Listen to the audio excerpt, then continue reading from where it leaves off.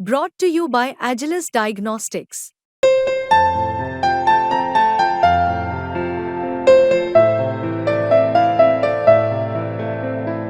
Agilus Diagnostics. मग काय किती वेळ असा नाही चालणार, अजिबात नाही. अध्यक्ष महोदय, माननीय विरोधी पक्षनेते, आपण चालू कर. हा हे सांगून ठेवतो. चालू करा विरोधी पक्षनेते, आपण चालू करा. ही पद्धत नाही. सन्माननीय विरोधी पक्ष नेत्यांनी उपमुख्यमंत्री महोदयांनी खरं म्हणजे उरलेले आपले सहकारी ताबडतोब सभागृहात बोलवणं आवश्यक होतं. ऐका जरा, त्याऐवजी अध्यक्ष महोदय उपमुख्यमंत्री म्हणतात तुम्ही बोलत नसाल तर मी मागण्या मताला टाकतो.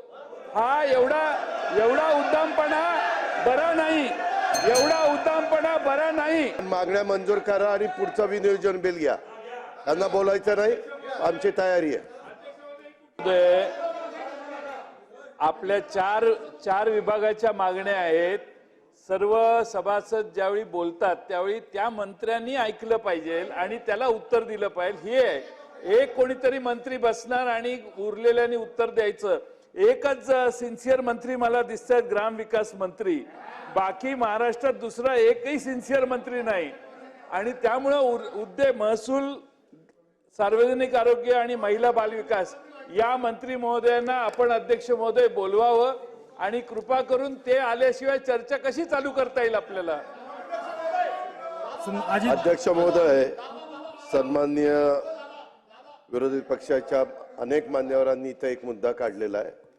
आम्ही पण सभागृहामध्ये अनेक वर्ष काम करणारे सहकारी आहोत. माझी आपल्याला विनंती आहे की आता गिरीश महाजन साहेबांनी सांगितलं तसं 1 वाजता वरचं सभागृह क्वेश्चन आवरचं संपणार आहे. मी इथं स्वतः त्याची नोंद करतोय.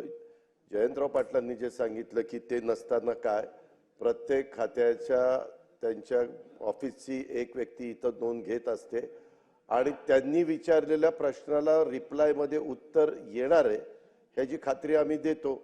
ग्रामविकास खात्याचे मंत्री स्वतः आहेतच आणि शेवटी अर्थसंकल्प मीच मांडलेला आहे. त्याच्यामुळं अनुदान हे जे काही विभाग आहेत ह्या सगळ्याला म्हणजे माझ्या संमतीनं, मुख्यमंत्र्यांच्या संमतीनं झालेलं आहे. त्याच्यावर सामुदायिक जबाबदारी म्हणून आमच्यावर ही जबाबदारी आहे. मी थोडा बाहेर गेलेलो होतो, कुठं गेलेलो होतो ते विरोधी पक्ष नेत्याला माहिती आहे, कारण सुरुवातीच्या मीटिंगमध्ये विरोधी पक्ष नेते पण आमच्याबरोबर होते. मला फक्त तिथं उशीर लागला. तुम्ही तुमचं काम झाल्यानंतर लवकर आला, मला तिथं जरा वेळ लागला. आता आलोय मी. आता 3 वाजेपर्यंत कुठं जात नाही. इथं आता चर्चा सुरू करावी अशी सभागृहाला विनंती. सन्माननीय विरोधी पक्ष नेत्यांनी उपमुख्यमंत्री महोदयांनी खरं म्हणजे उरलेले आपले सहकारी ताबडतोब सभागृहात बोलवणं आवश्यक होतं. ऐका जरा, त्याऐवजी अध्यक्ष महोदय उपमुख्यमंत्री म्हणतात तुम्ही बोलत नसाल तर मी मागण्या मताला टाकतो. हा एवढा उद्दामपणा बरा नाही. अध्यक्ष महोदय, मंत्री महोदय हजर राहावेत, ही मागणी आमची सगळ्यांची आहे. शेवटचं अधिवेशन आहे, शेवटच्या डिमांड आहेत. अर्थसंकल्पाच्या मागण्यांवर सगळ्या मंत्र्यांना बोलायचं असतं आणि अध्यक्ष महोदय जर मंत्रीच उपस्थित राहणार नसेल तर किमान एकच मंत्री उपस्थित आहे, उरलेले 3 गैरहजर आहेत. ठीक आहे अध्यक्ष महोदय, म्हणून त्यांना हजर केलं पाहिजे. ठीक आहे. हे बघा माननीय ज्येष्ठ सदस्य जयंत पाटील साहेबांनी एक मुद्दा इथं उपस्थित केलेला आहे, ऐकून घ्या त्यांचा. पण बसून घ्या. याच्या आधी अध्यक्ष महोदय आम्ही विरोधी पक्ष नेत्यांना विनंती केली. मी जरा बाहेर गेलेलो होतो, मला शंभूराज देसाई तिथं आले, त्यांनी सांगितलं सभागृह अशी विनंती करते. आम्ही ताबडतोब आलो. अध्यक्ष महोदय, वरच्या सभागृहात प्रश्नोत्तराचा तास 1 वाजता संपणार आहे.